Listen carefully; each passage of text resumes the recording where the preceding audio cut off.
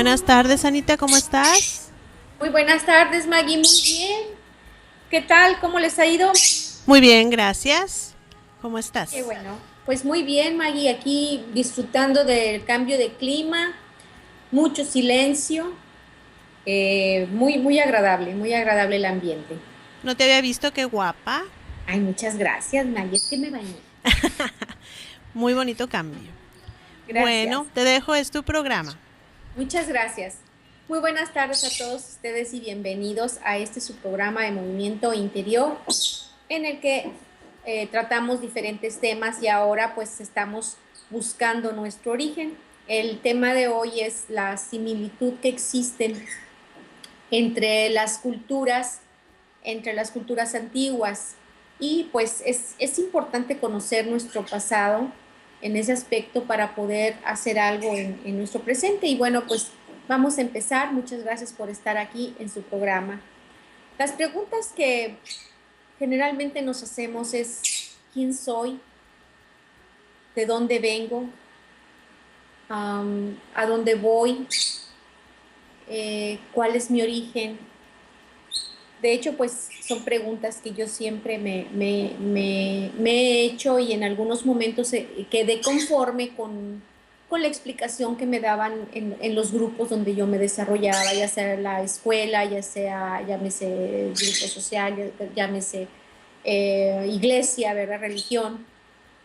La, la, lo que me decían era lo que yo creía, pero pues al paso de tiempo se han hecho muchísimos descubrimientos, y pues viendo los orígenes es como tapar esas verdades, ¿verdad? Que existen en las diferentes culturas, que se habla de un inicio, de un origen, de dónde vienen, que hablan de dioses.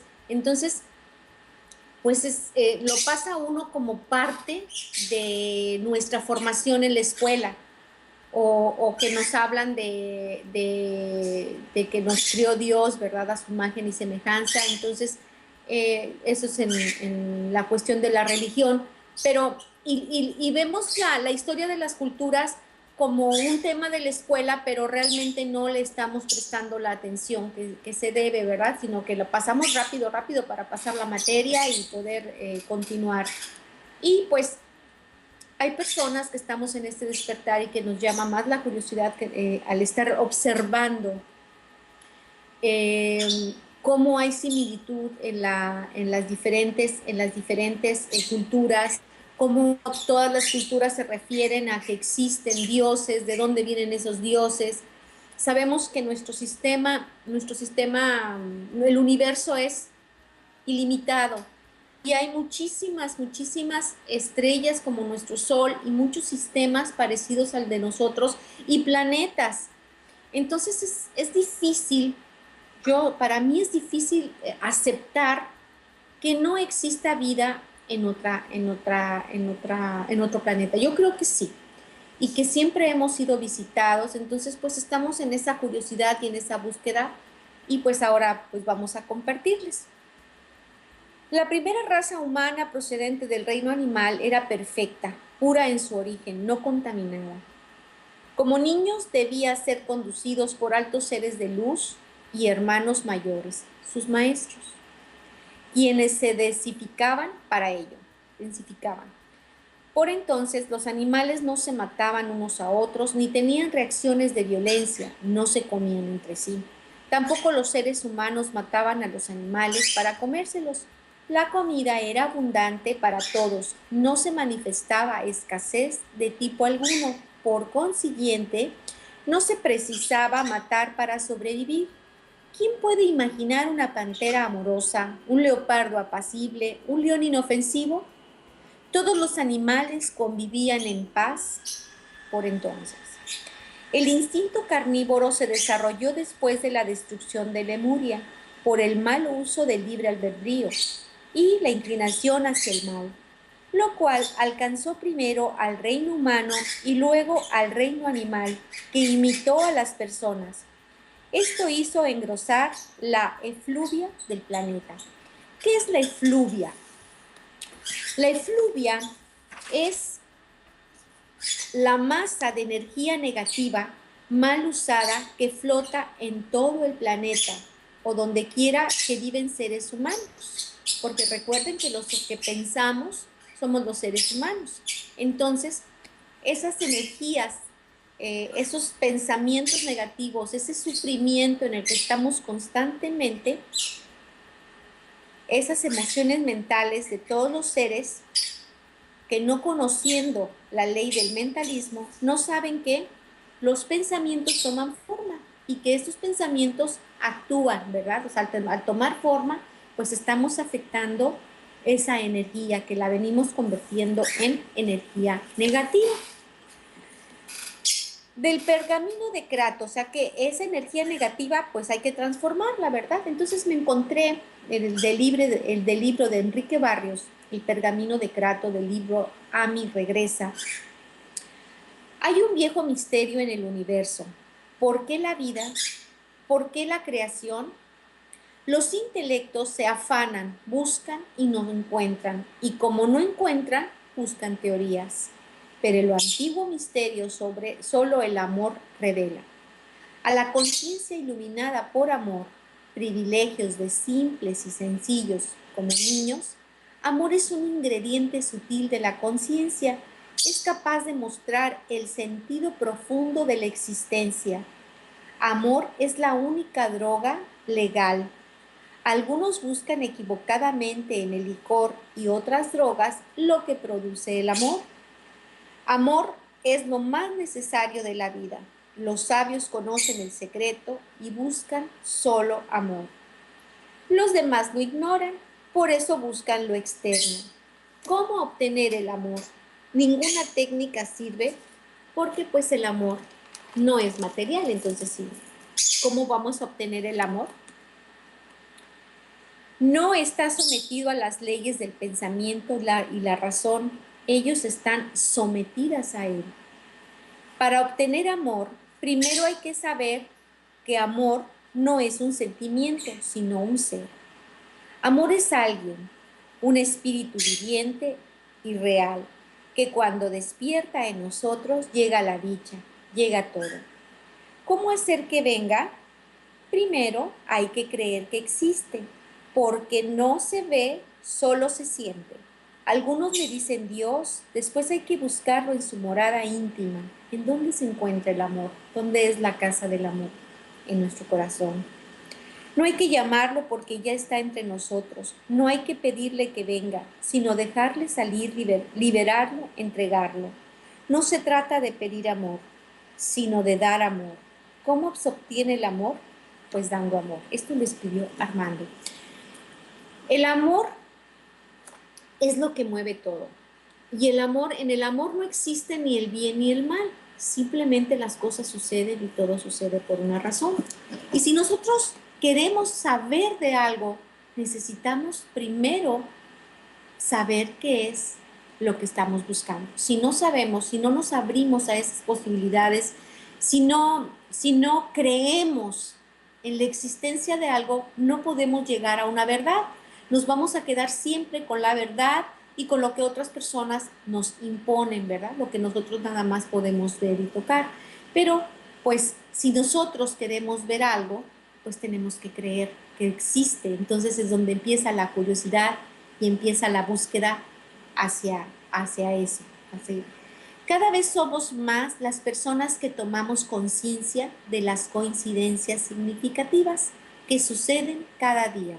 Algunos de estos hechos son importantes y llamativos, otros apenas apreciables, casi imperceptibles, pero todos son una prueba de que no estamos solos, de que hay un proceso espiritual misterioso que influye en nuestras vidas. Esto es de la novena revelación de James Redfield, que les recomiendo que lean ese libro. Y pues, si nosotros entramos en la búsqueda de algo, pues comenzamos a percibir las señales y los lugares donde tenemos que buscar para ir encontrando más información. Y esa información nos va a permitir que siga creciendo la curiosidad y seguir buscando. Nuestro planeta ha estado transitando por los últimos 5.125 años lo que se denomina Noche de la Galaxia. caracterizada por una menor cantidad de luz irradiada hacia la Tierra, lo que permitió que nuestro planeta se gestara y tomara mayor importancia a las energías más densas y nuestra realidad se tornara más cruel e injusta a los ojos humanos.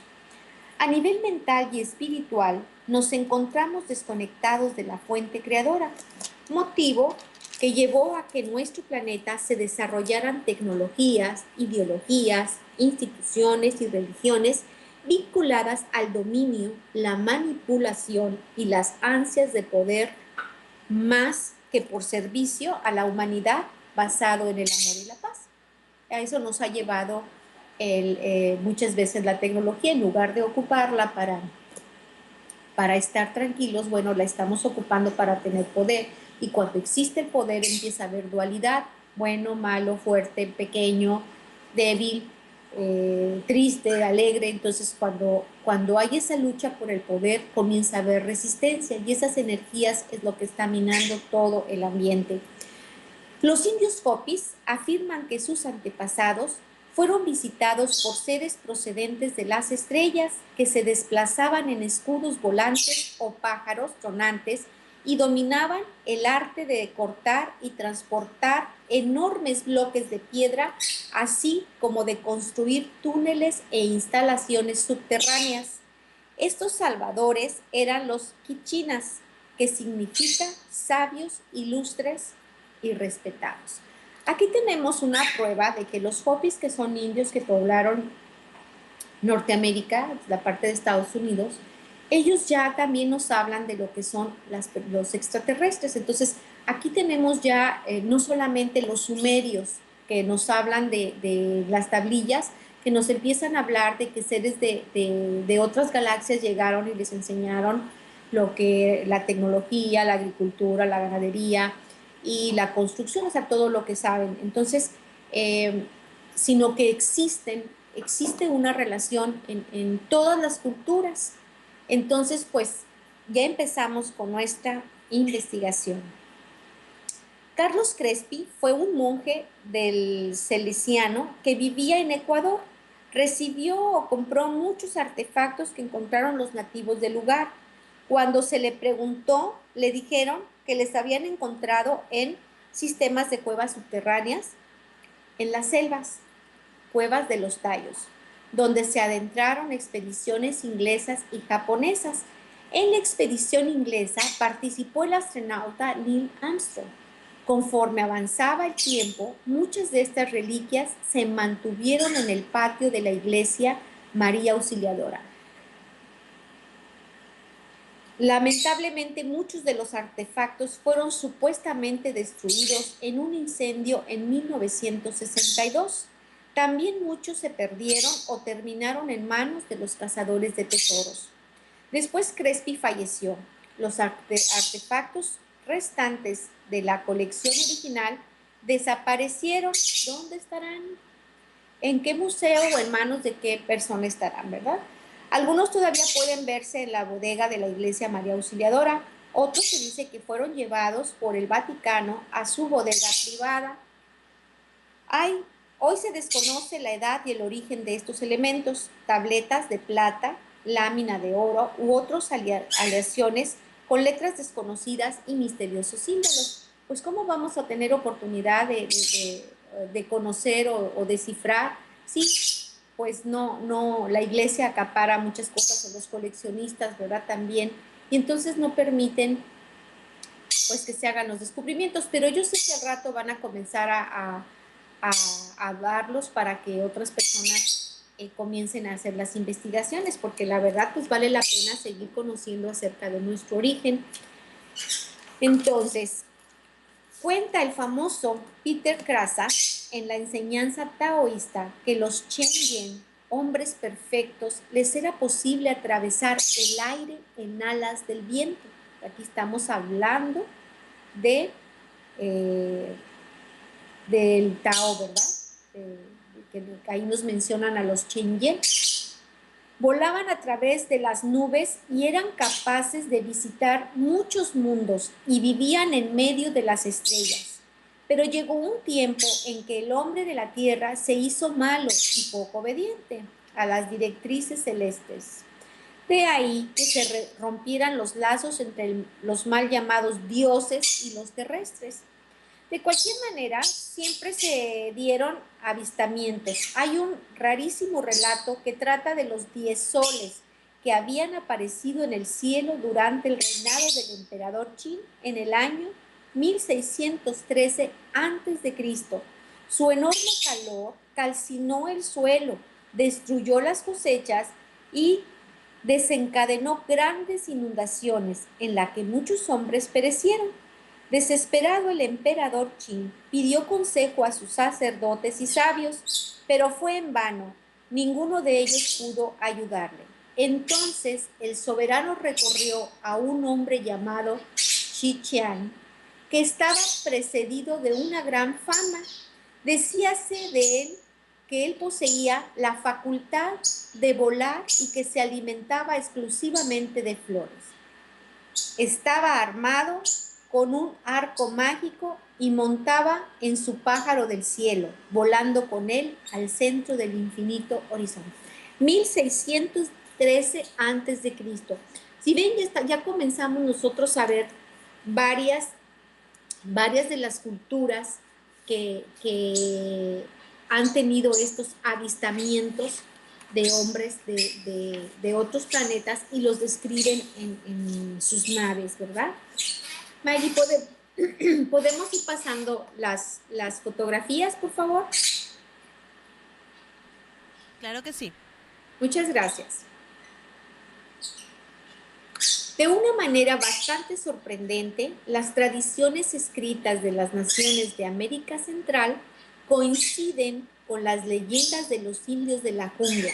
Los toltecas y los mayas hablan sobre la aparición de dioses y de héroes, quien sin esfuerzo aparente realizaban actos extraordinarios.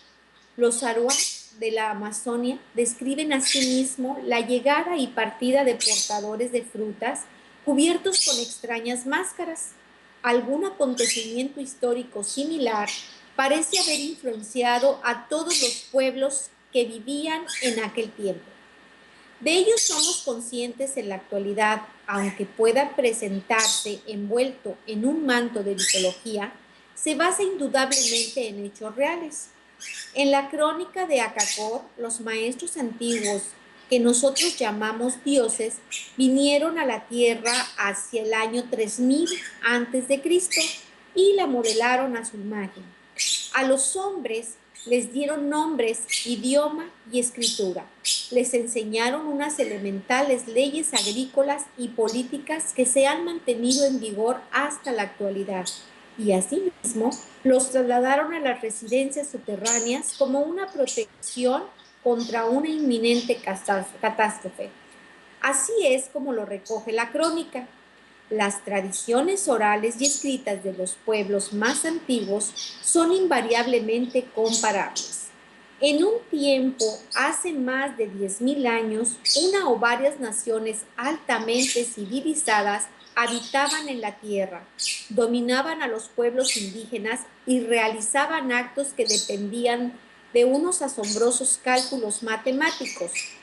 Según el libro de los muertos de los egipcios, el Veda de los celtas y el libro secreto indio Mahabharata, fueron asimismo las responsables del nacimiento de los primeros centros de civilización en los cuales posteriormente se desarrollarían las altas culturas. En un pasado bastante lejano, la tierra estaba gobernada por una poderosa raza de dioses que sometió a las poblaciones nativas y construyó gigantescas ciudades. Estos seres, obviamente, construyeron asimismo ciudades subterráneas y fortalezas ante la expectativa de una guerra que evidentemente creían que era inevitable.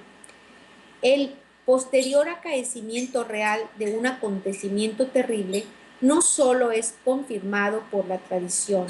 Los geólogos y los arqueólogos dan por hecho que la primera gran catástrofe, según la crónica de Acacor, la destrucción del mundo, según el vocabulario de los mayas, el diluvio, según el Antiguo Testamento, ocurrió realmente.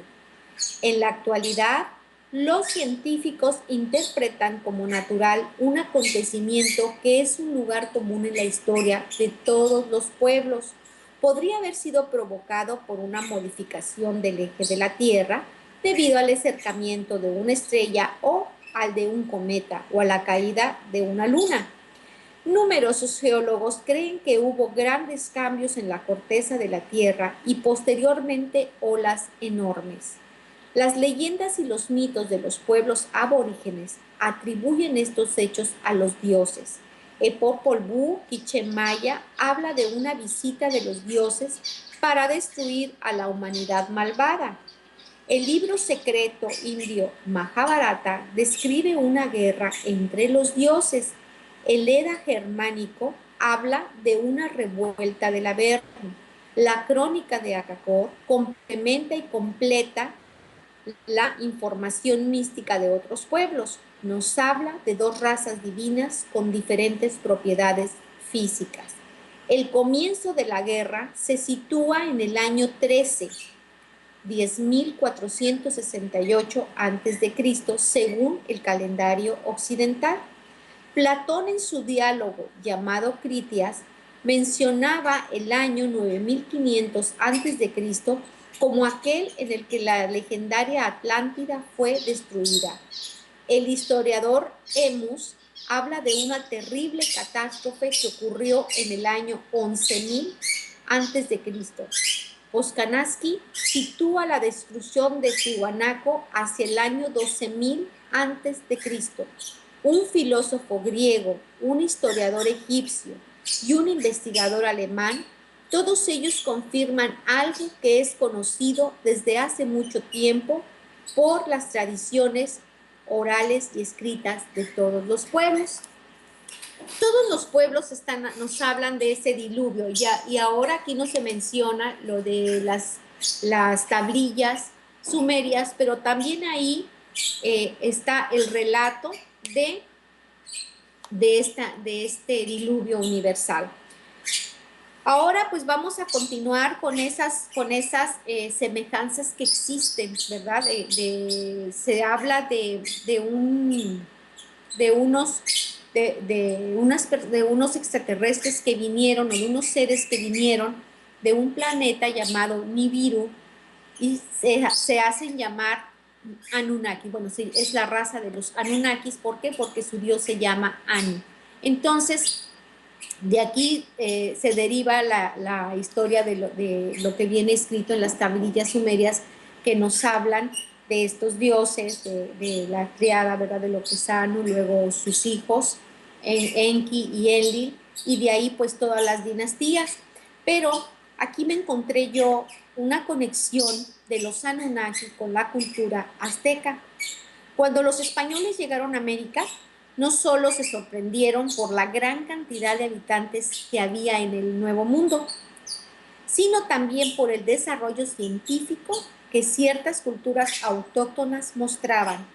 Imagínense cómo tomaron en Europa la noticia del descubrimiento de una ciudad como Tenochtitlán al otro lado del mundo, que solo podía ser comparada con la Venecia de los ricos duques renacentistas, o la cual sería la sorpresa de los primeros conquistadores al contemplar las alucinantes pirámides mayas y años después el templo del Coricancha en el Cusco.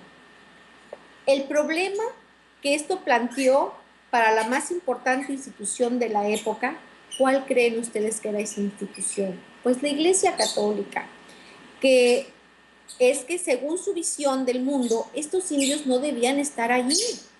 ¿Quién los puso? La Biblia no decía nada, y como la Biblia no decía, pues ¿de dónde sacaron estos indios? O sea, ¿qué estaban haciendo ahí? Entonces, la Biblia la tomaban como un manual, y si no estaba en ese manual, pues entonces era algo que estaba fuera, ¿verdad? Entonces, según su visión del mundo, estos indios no deberían de estar ahí. La Biblia no decía nada al respecto, y los miembros del clero no sabían de dónde habían salido estos indígenas y menos aún si estos indígenas eran hijos o no de Dios. Hubo entonces una intensa polémica. Si los nativos habían recibido alguna vez la palabra de Dios y no la habían aceptado, ¿qué eran? Pues herejes. ¿Y qué merecían? Pues merecían un castigo. Si por el contrario nunca la habían conocido, entonces debían ser adoctrinados a la fe. Esta última posición defendida por Bartolomé de las Casas, que fue el que predominó, aunque en la práctica fue ignorada por los conquistadores españoles, quienes terminaron pues esclavizando a los indios. La iglesia tuvo que inventar una serie de historias para explicar la presencia de los nativos de América. Una de ellas fue la de considerar que un descendiente de Noé cruzó el mundo y vino a poblar esta tierra, que fue identificada como la Opir. Todas estas historias, ¿verdad? Todas estas historias convirtieron a los indios americanos en descendientes de las tribus perdidas de Israel, que llegó hasta estas tierras huyendo de la conquista asiria alrededor de 722 a.C. La historia que inventó la Iglesia Católica tenía algo de cierto, pues los mitos de la creación de los aztecas recogidos en lengua náhuatl son muy similares a algunos mitos de la creación bíblica. Fíjense cómo en todos estos libros hay una relación del Génesis, se habla del diluvio, se habla de dioses, de seres que vinieron y les enseñaron acerca de la agricultura, y bueno, pues aún hay más. Según los mitos aztecas, Dios primero creó el cielo y la tierra. Luego, con el barro, hizo un hombre y una mujer, como en el Génesis bíblico. Pero esos no duraron. Luego de muchos esfuerzos, Dios cogió unas cenizas de metal y creó a un par de humanos. A partir de ellos se pobló la tierra, así como sucedió con Adán. Pero casi todos estos seres fueron destruidos en un diluvio, como el de la Biblia. Unos pocos fueron salvados por un sacerdote, que podría ser Noé, que se sobrevivió flotando en un tronco hueco, llevando semillas y animales. Pues yo creo que sí era Noé, ¿verdad? Esta breve comparación parece confirmar las teorías de la Iglesia Católica sobre el origen de los nativos americanos, pero existe un detalle que la Iglesia no conocía, o tal vez la Iglesia no lo quiso considerar. Hoy en día, cualquier historiador serio sabe que muchas de las historias contadas en el Génesis bíblico fueron inspiradas en los mitos de creación. ¿De dónde? ¿De quiénes? Pues de los sumerios, escritos por lo menos 3000 años antes del Antiguo Testamento. Los rastros son evidentes. El paraíso sumerio es parecido al Edén bíblico, con ríos y árboles de frutas. El primer hombre es creado de barro, como el de la Biblia. Existe una Eva sumeria llamada la Dama de la Costilla, un árbol del conocimiento, una serpiente, como en los relatos del Génesis, y un Noé que se salvó del diluvio y que para los sumerios se llama Siusudra. Estas son algunas semejanzas notables sobre las que volveremos pues después, ¿verdad? En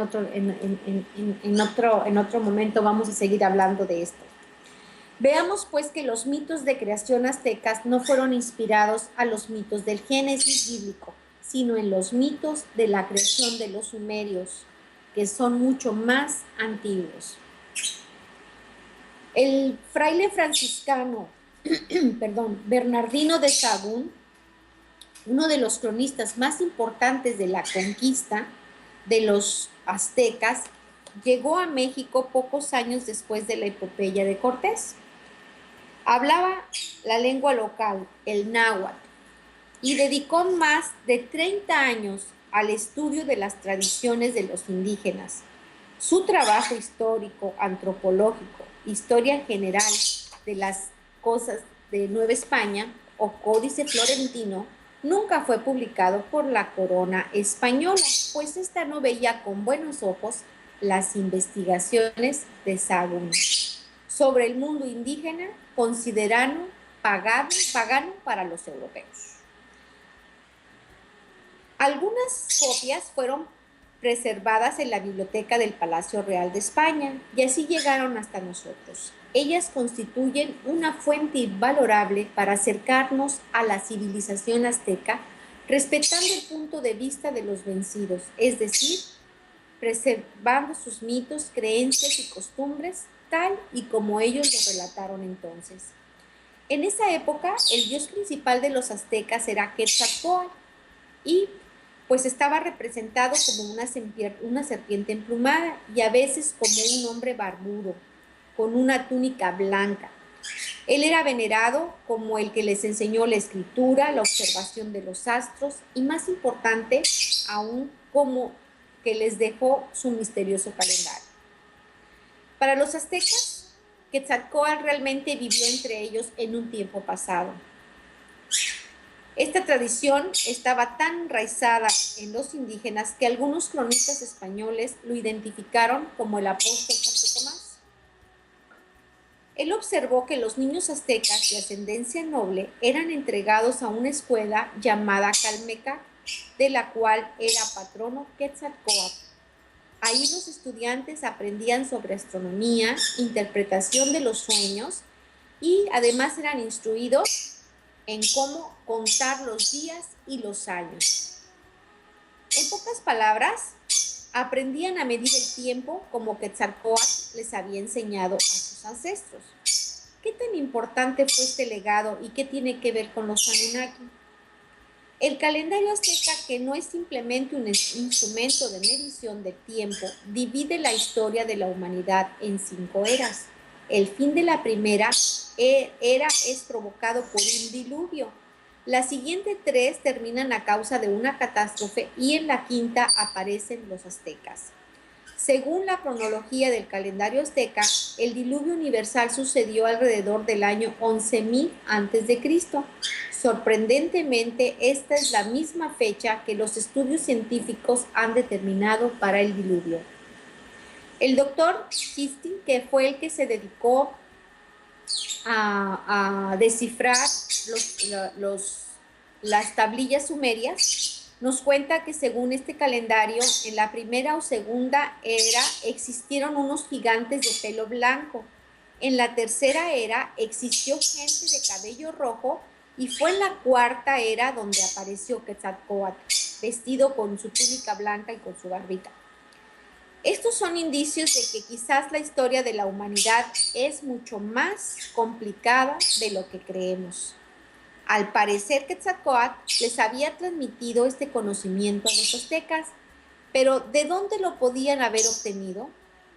Cesaria Chistin tiene una respuesta convincente. Según sus interpretaciones de las tablillas sumerias, Quetzalcóatl es uno de los extraterrestres Anunnaki que decidió expandirse hacia América en su afán por encontrar más oro para proteger la atmósfera del planeta Nibiru. Les recuerdo que los Anunnaki llegaron a la Tierra con el propósito de sacar el oro para proteger a la capa de ozono de su planeta. Entonces su nombre es Nigishida y su padre es Enki, a quien los sumerios inmortalizaron en sus tablillas como el dios sumerio del conocimiento. Nigishida conocía bien la historia de la Tierra, pues su raza llevaba 500.000 de años visitándonos de manera continua. Las investigaciones de Sitchin cuentan que el dios Enki era un experto en ciencia, ingeniería, arquitectura y genética y que podía haberles transmitido todo este conocimiento a su hijo Nigishida, quien lo compartió con algunas culturas nativas del continente americano. Según Sitchin, en algún momento alrededor de 3500 a.C., el Anunnaki Enki y su hijo Nigishida, en su afán por encontrar más oro, llegaron al otro lado del mundo. El hijo de Enki lideró un grupo formado por hombres africanos y hombres barbudos del Medio Oriente por una travesía intercontinental hasta el Golfo de México. Pues ellos tenían naves, tenían esas naves que podían trasladarlos rápidamente de un lugar al otro. Entonces, pues puede ser aceptada esta teoría. Llegaron usando las mismas corrientes marinas que los españoles usarían años después. La teoría de Sitchin explicaría todas las condiciones que hemos revisado en este artículo y algunas más. Entonces ahí podemos nosotros ver cómo las diferentes culturas de alguna manera tienen esa similitud en sus libros del principio del mundo y esos conocimientos sobre la tierra para poder, ese calendario que llevaban para poder arar y tener buenas cosechas, sus construcciones, sus esfinges, todo eso está de alguna manera relacionado. Entonces, pues la verdad, esto refuerza más de que sí hubo una conexión entre todas estas culturas y que estos seres llegaron desde el planeta Nibiru y cómo se fueron extendiendo en las diferentes zonas del planeta, que existen y siguen descubriendo culturas que tienen esas similitudes, no solamente en su cultura, sino también pues en los dibujos que hacen, ¿verdad? En los jeroglíficos, todas esas que nos dan indicios de que ellos convivieron con estas culturas. Y bueno, pues vámonos entonces al video de los Anunnakis, de los Anunnaki, para continuar viendo qué ha pasado, qué es lo que sigue sucediendo, ¿verdad? En vamos a ver el gobierno de la ciudad de Uruk, a cargo de quién se quedó, de Gilgamesh, y quién es este personaje. Bueno, pues continuamos con la aventura. Por favor, Maggie, el video. En la antigüedad, el privilegio de la inmortalidad parecía solo accesible a los dioses. Sin embargo, algunos seres humanos se atrevieron a buscarla con heroísmo. El más aclamado de ellos fue un rey que gobernó la ciudad de Uruk hace unos 5000 años. Su nombre, Gilgamesh. Este es uno de los más bellos e interesantes relatos de la antigua Sumeria. La historia de un hombre que no quiso resignarse ni al paso del tiempo ni a la muerte.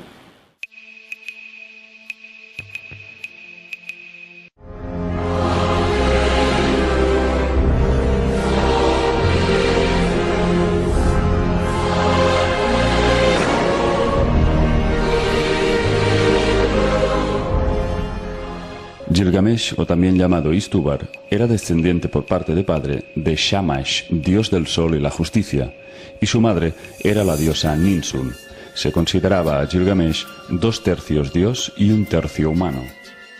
Cuando Gilgamesh ascendió al trono, ocupó la quinta dinastía de Uruk y fue un rey aplicado y justo, pero con el tiempo una ansiedad creciente le atenazaba. El rey contemplaba impávido cómo el paso del tiempo arrebataba la vida del hombre, mientras que los dioses permanecían siempre jóvenes y su fortaleza perduraba inexorable. Gilgamesh se preguntaba si sus 2/3 de divinidad le harían inmune al envejecimiento, o bien si ese tercio de humano le convertiría en un simple mortal. Obsesionado por el miedo a la muerte, planteó sus dudas al dios Shamash. En mi ciudad el hombre muere. Agobiado mi corazón está. Perece el hombre. Triste mi corazón está. También yo estaré condenado de esa manera. Pero Shamash siempre evadía una respuesta directa y le animaba a olvidarse de estas cuestiones para que se resignara a su destino. Llena tu vientre, Gilgamesh. Diviértete día y noche.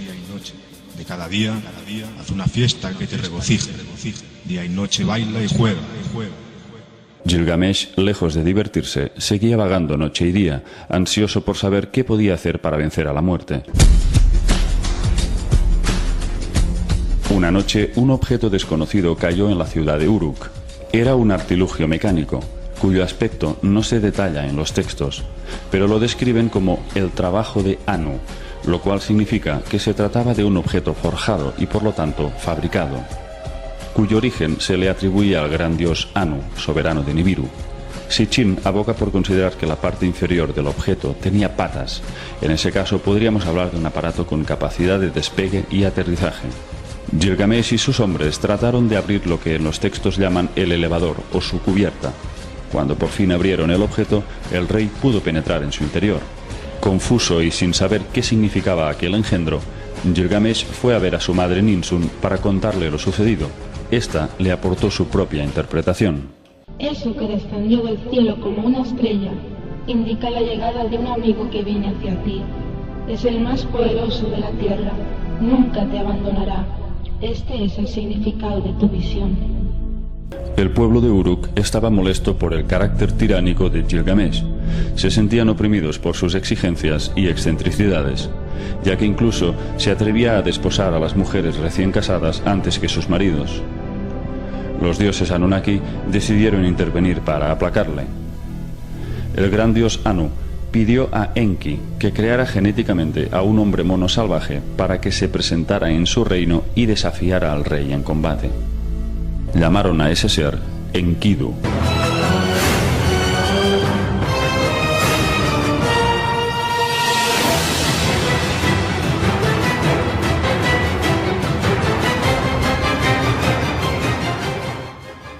Una criatura de Enki. Era un hombre de aspecto salvaje, de gran tamaño y fuerza, con abundante pelo y cabello desgreñado. Los Anunnaki dejaron que Enkidu se estableciera en los bosques cercanos a Uruk. Allí convivía en estado salvaje con los animales. Los nobles de la ciudad decidieron domesticarle con la ayuda de una prostituta. Durante 7 días y 7 noches, la mujer le instruyó en las artes del sexo para que recuperara su lado humano.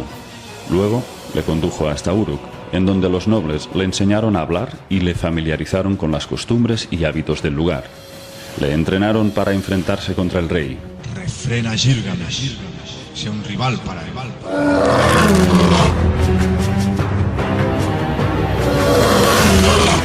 Auspiciado por los nobles, Enkidu se topó cara a cara con Gilgamesh y le desafió.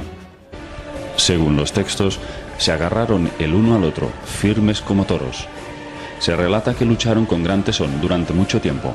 Destrozaron varias estancias y todo se agitaba a su alrededor.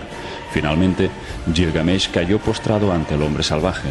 Vencido y humillado por la fuerza de aquel extraño, el rey aceptó su derrota y se alejó. Pero Enkidu fue tras él, y en un gesto de cortesía se abrazaron y se besaron. A partir de ese momento nació una amistad inseparable entre ambos, a tal punto que Gilgamesh dedicaba todo su tiempo para estar en compañía de Enkidu. Iban a cazar juntos y compartían todos sus conocimientos. Cuando Gilgamesh le contó sus deseos por alcanzar la inmortalidad, Enkidu le dijo que él sabía cómo llegar hasta la residencia secreta de los dioses, ya que había vagado un tiempo por la montaña de los cedros y conocía la entrada al lugar subterráneo del dios Shamash. Pero le advirtió del peligro que suponía acercarse allí. Un terrible monstruo custodiaba la entrada a la morada de los dioses. Se llamaba Huwawa.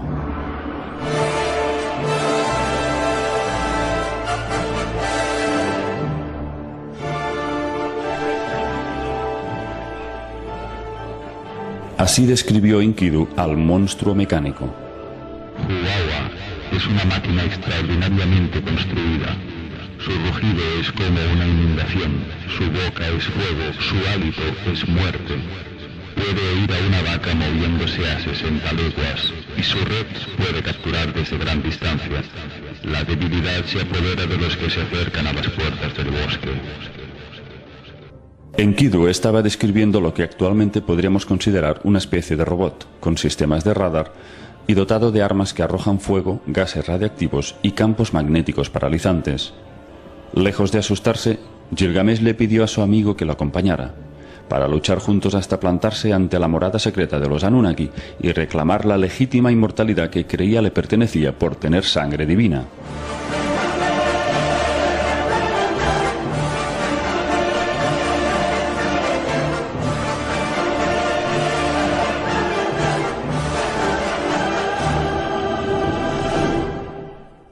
Los nobles de Uruk le aconsejaron a su rey que no iniciara ese peligroso viaje. Tú eres joven todavía, Gilgamesh. ¿Por qué arriesgarte a morir con tantos años por delante por vivir y con tan inciertas posibilidades de triunfo? Pero Gilgamesh estaba decidido a penetrar en aquellos bosques de cedros donde se hallaba esa base de operaciones o lugar subterráneo de Shamash. Según las averiguaciones de Sitchin, Ese lugar se emplazaba en algún punto de las costas del Líbano, desde el norte donde empieza Anatolia hasta el sur en Palestina. Mientras, los ancianos de Uruk le aconsejaron a Gilgamesh que se dejara ayudar por el fuerte hombre mono. Deja que Enkidu vaya antes de ti. Él conoce el camino. En el bosque, los dominios de Huwawa, deja que él atraviese. Aquel que va delante le salva la vida a su compañero. Los dos amigos partieron hacia la montaña de los cedros.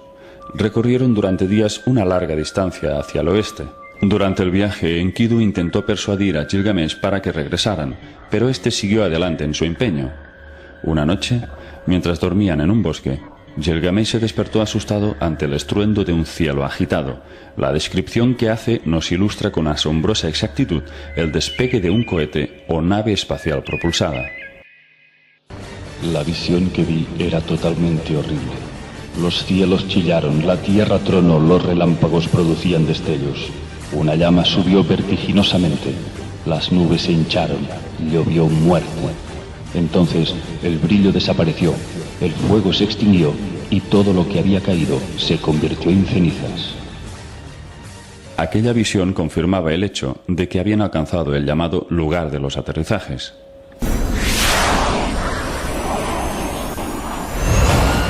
Según Sitchin, la palabra Dingir significa los virtuosos de los cohetes espaciales. Cuando Gilgamesh y su amigo recorrieron los bosques en dirección hacia el punto de donde emergió aquella especie de cohete, encontraron por fin la entrada a la estancia subterránea. Enkidu logró hallar la puerta, pero cuando trató de abrirla, una fuerza invisible le sacudió una violenta descarga. El hombre salvaje estuvo paralizado durante 12 días. Cuando logró recuperarse, le dijo a Gilgamesh: No volvamos al corazón del bosque. Pero Gilgamesh había encontrado un túnel de entrada. Cuando empezaron a remover árboles y piedras para entrar, apareció el monstruo Huwawa.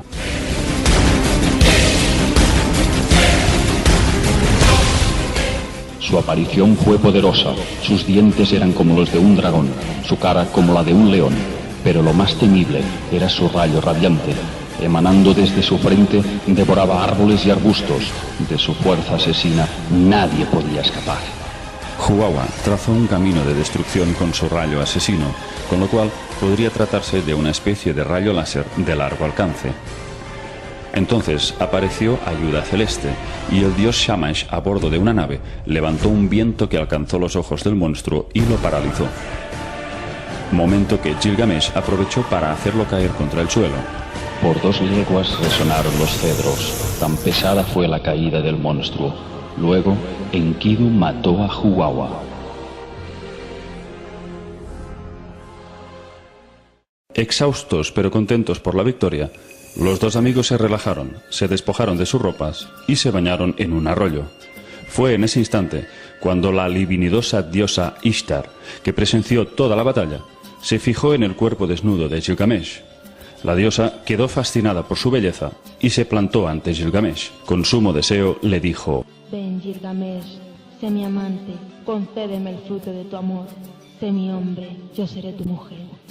Mientras que cualquier humano corriente hubiese aceptado esa invitación como el más preciado regalo divino, Gilgamesh rechazó su proposición con firmeza. Pero Gilgamesh no era consciente del peligro que suponía rechazar a una diosa.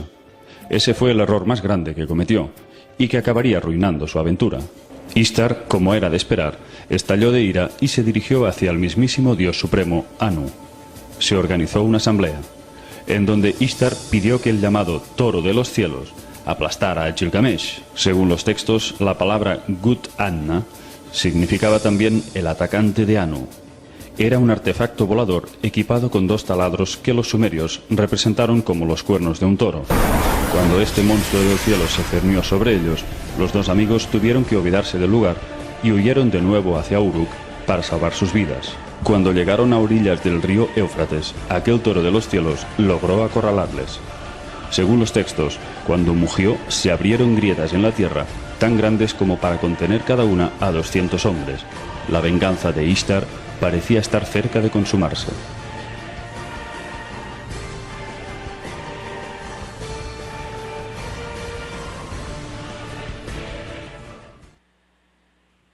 Listo, Anita. Muchas gracias. Pues nada más qué peliculón, o sea, qué historia, qué aventura de Gilgamesh, que en su inquietud por querer conseguir la inmortalidad, porque pues él se consideraba semidios y él veía que su pueblo moría, pues él no quería todo lo que se aventuró para poder conseguir esta inmortalidad. El rey Gilgamesh gobernó la ciudad de Uruk. Todos lo creían pues un rey arrogante que presumía de ser en parte una descendencia de dioses. También podíamos decir que según lo declarado hace menos de 2 años, la BBC, un equipo de arqueólogos alemanes, cree que encontró en Irak la tumba de Gilgamesh, basándose en el texto cuneiforme que narra su historia.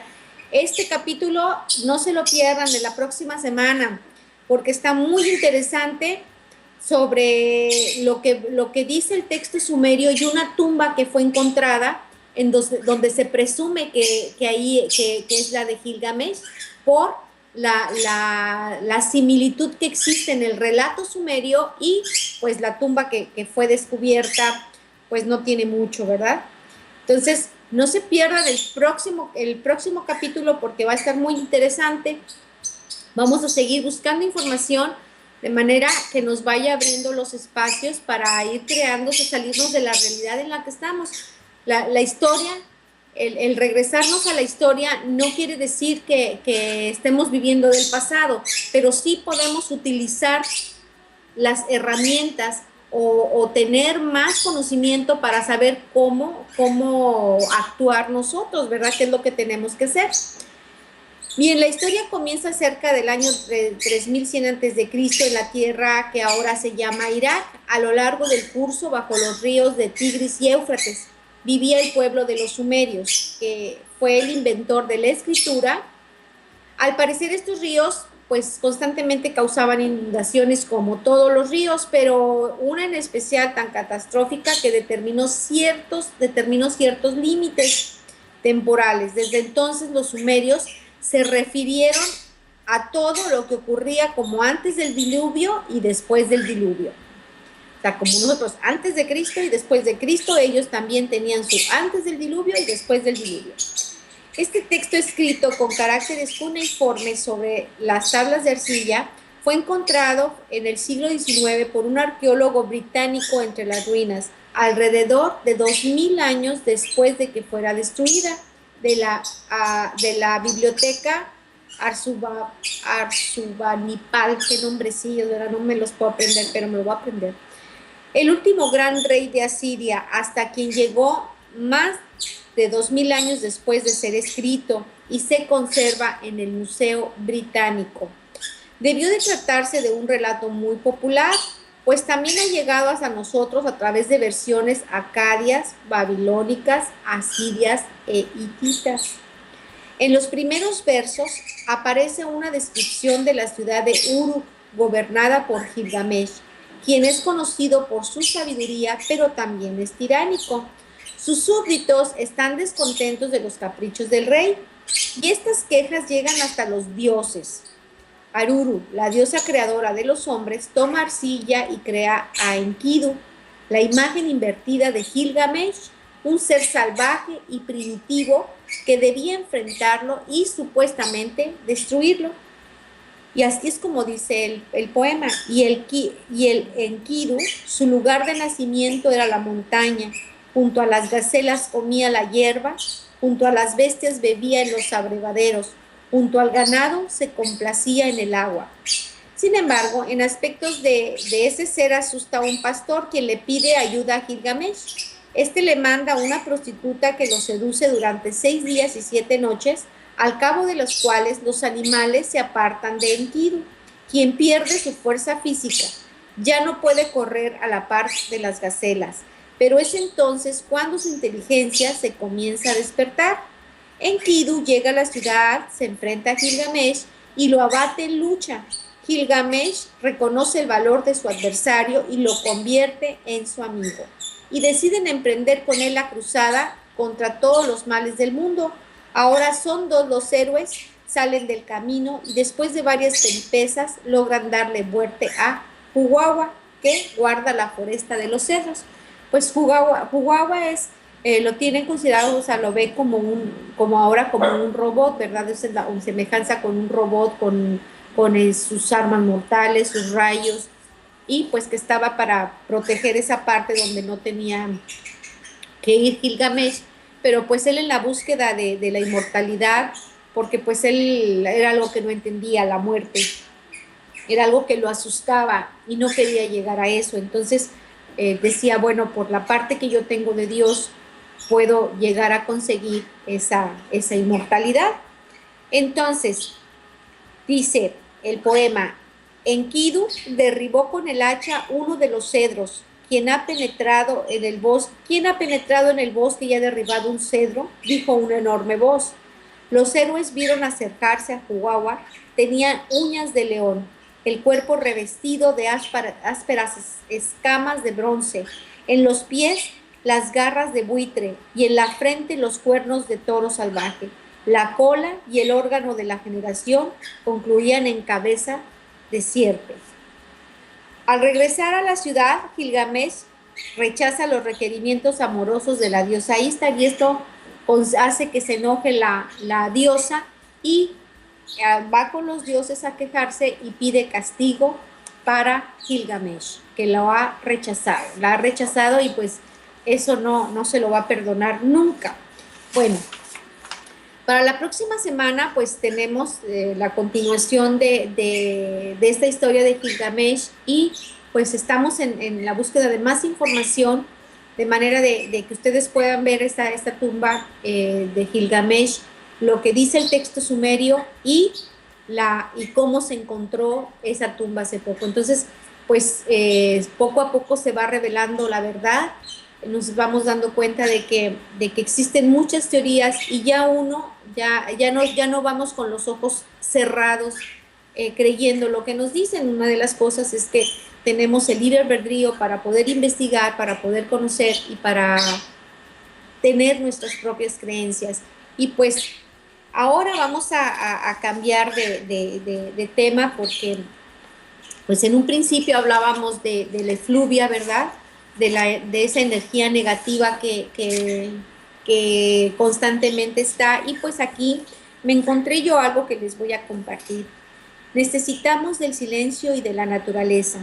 Hay mucha energía corriendo por nuestra columna vertebral que está causando ansiedad, inquietud, desconexión, dolor de espalda, molestias en la columna desde el cuello y hombros hasta el coxis, dolores gripales por todo el cuerpo, escalofríos y sudoración profusa, incapacidad para calentarse y mantener el calor, sudores nocturnos, además de palpitaciones cardíacas, zumbido, tirantez y vibraciones de la coronilla, dolores de cabeza, oculares y migrañas, ardor, picazón, ojos llorosos, indigestión y náuseas, ataques de hambre voraz, luego indiferencia hacia la comida, dolor de garganta y dolores de oído, fatiga profunda y exagerada, insomnio. Para aliviar el malestar, visualicemos la energía corriendo a través de nosotros hacia la tierra. En momentos en que notemos que las corrientes que llegan son demasiadas fuertes, será útil también mover el cuerpo de manera que la energía pueda circular y traer alivio. En una danza suave o de tai chi, también se recomiendan duchas antes del sueño. También hay un mayor acceso interdimensional, por lo que se pueden estar notando mucha actividad psíquica, seres visibles y energías, luces y orbes, e incluso traspaso en las líneas del tiempo. No obstruyamos el proceso, dejémoslo fluir y todo será más breve. Aquietar la mente, comer vegetales, estar más cerca de la naturaleza, elegir el silencio. Y pues esto lo conseguí del blog de Saikuma.